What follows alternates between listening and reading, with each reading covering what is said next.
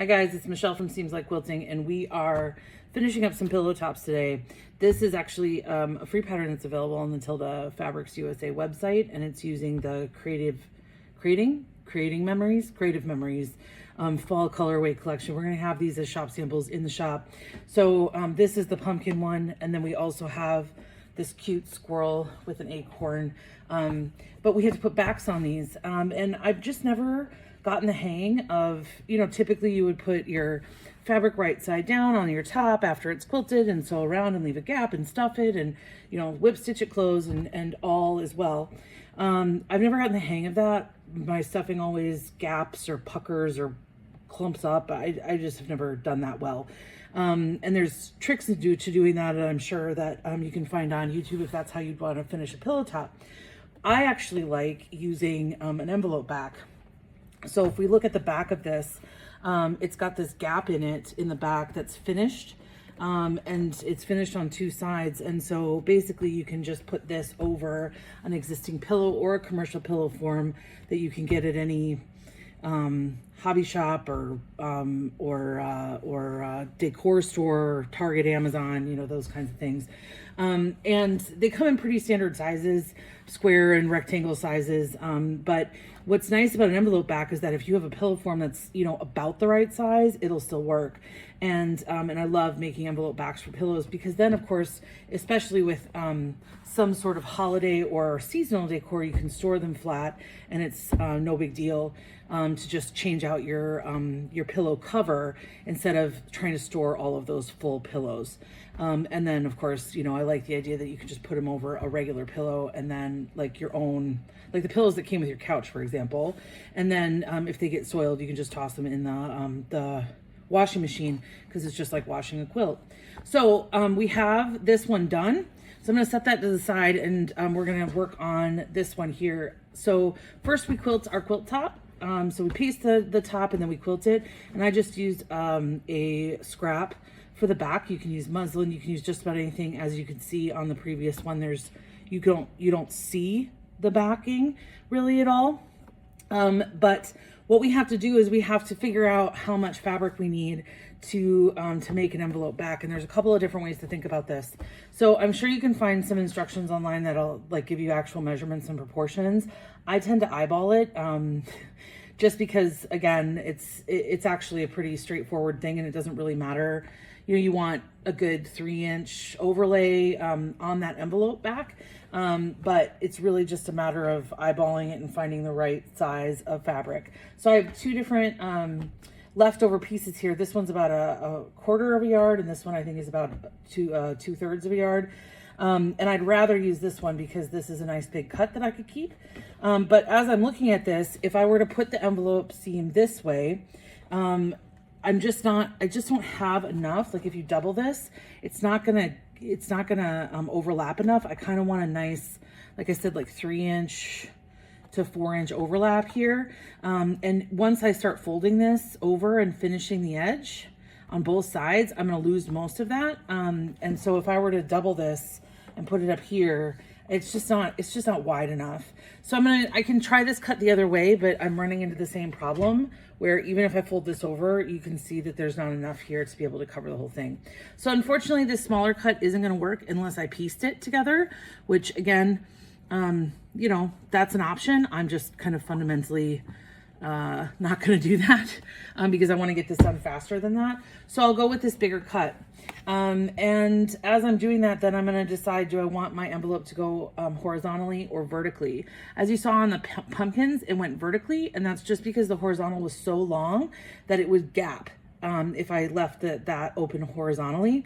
Of course, you could put a button or a snap or something to address the gap. But again, fundamentally looking for less work in some of these projects, and so I'm not going to finish it to that level. Instead, what I'm going to do is just change the orientation and put the envelope in vertically instead of horizontally. At this size, which is, I think we're just under 19 inches, 19 by 14 inches here. So that's really not going to matter either direction. So then it's just going to be about using my fabric in an efficient way. And I think given that this yarn dye kind of chambray has this this prominent stitch line in it. I think I want it to go the same direction as the quilting. And so I'm gonna cut this in a way that I'm gonna get as much left over as I can, because again, you know, we want to be really efficient with our fabric use. And if I put this on the fold, this is doubled up to the selvage. You can see that I'm over halfway and I've got a nice gap to this halfway point. So I'm just going to cut there. And again, you know, I could pull my rulers and cut all like really like to size and fancy like, but I could also just eyeball it to start. And then I can pull my ruler, and once it's off the yardage, I can pull my ruler and make it exactly right. So that's what I'm going to do. So that I can pull, like I said, as much left over as possible. So I'm gonna fold that up and put that over here. Okay, so now I've got, like I said, it was a 19-inch by 14-inch roughly pillow. So I'm gonna take my piece here, and I really just want to worry about the 14-inch or the height. I'm gonna clean up this edge that I cut by hand. So I'm gonna pull my ruler and clean up that edge, just to make it straight, so that when I'm putting my seams in the envelope, they're nice and straight, and I'm not fighting that while I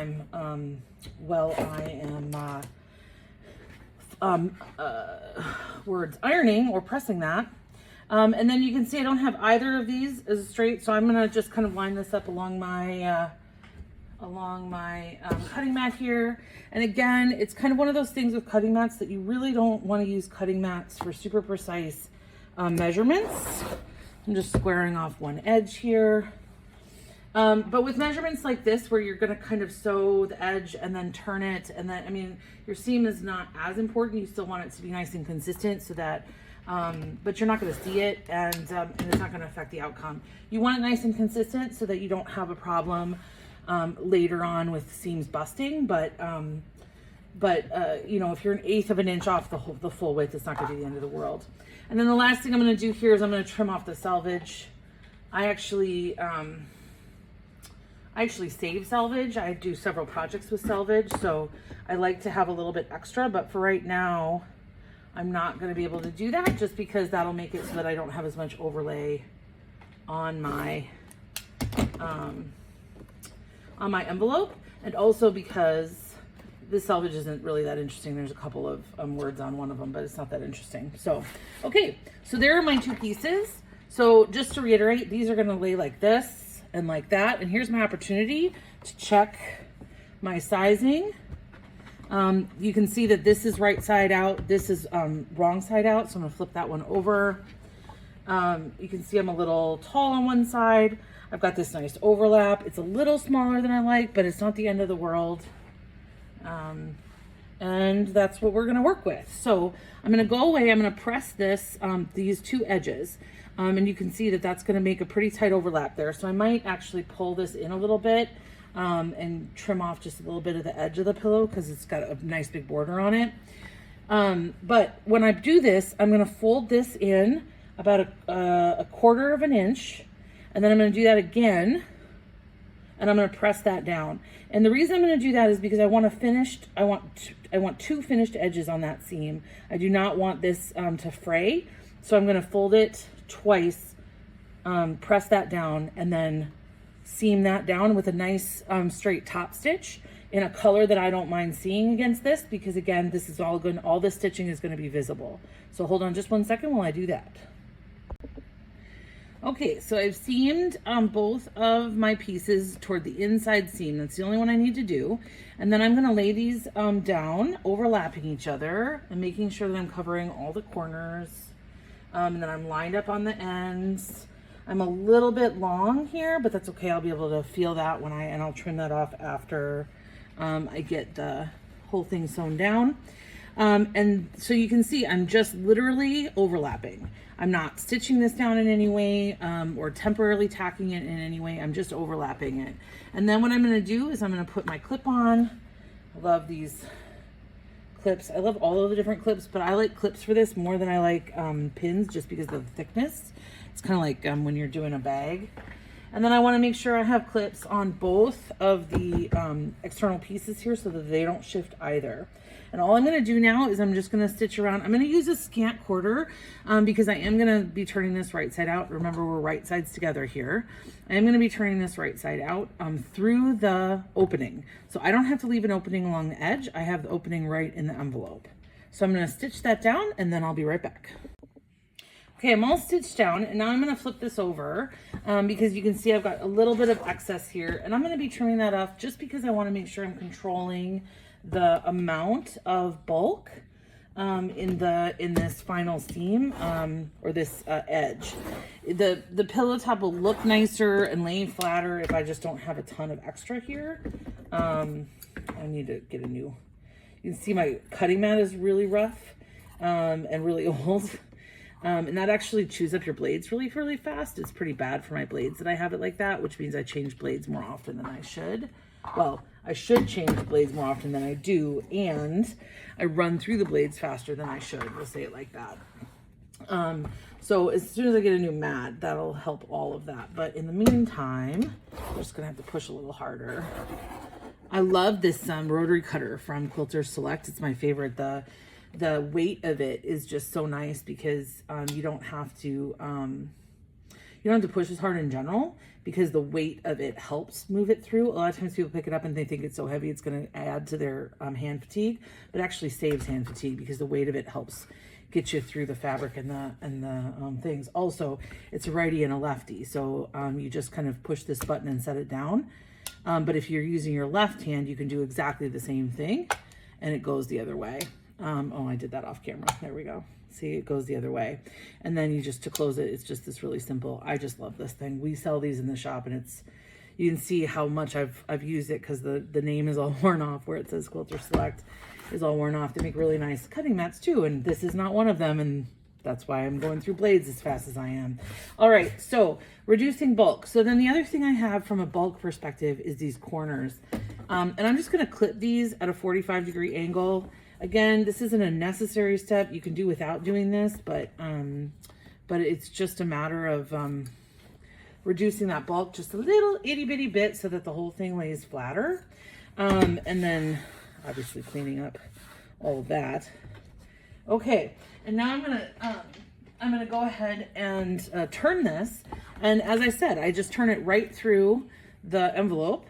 And I'm going to push the corners out. I'm going to do this a corner at a time. I'm also going to use what's called the purple fang. We sell these in the shop as well. Absolutely love these. It's got a kind of a point on one end, a pick on one end, and then it's got this kind of like flat spatula on the other end. And it's just great for turning corners and getting into tight spots. If you're into bag making or you're into applique at all, this is absolutely essential. I also have used, oh gosh, I mean, I don't love using pencils and pens because then I break the tips and I mark up my fabric and stuff. But I've also used reusable or plastic thing you eat with. Oh goodness, chopsticks. Gosh, wow. It's definitely a weekend.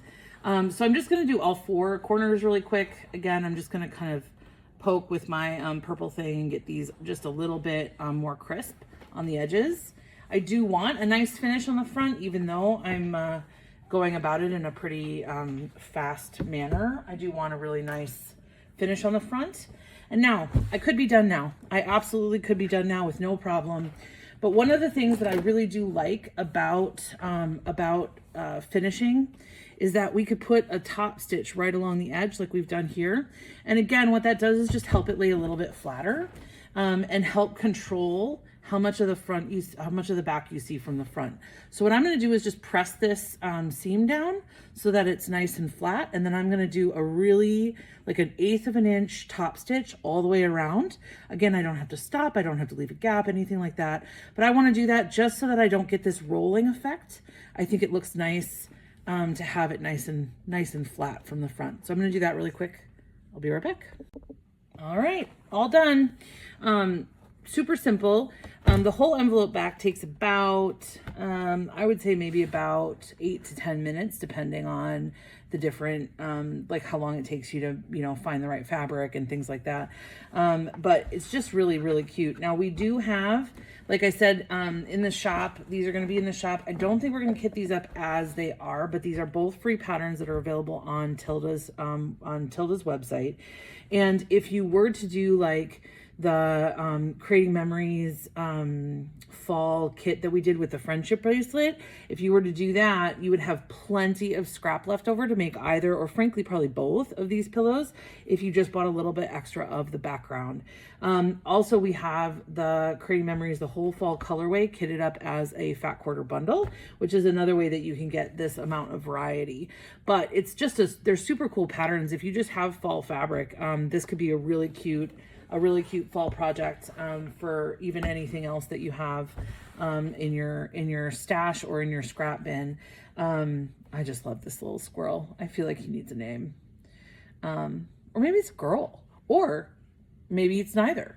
Maybe how about Stacy? Stacy would be a good name for the squirrel. Stacy the squirrel. Anyway, so that is envelope backs for pillow tops, and that's how we do the pillow tops we put out at the shop, but that's also how we do the pillow tops for ourselves. Thanks again, and we'll see you at the shop.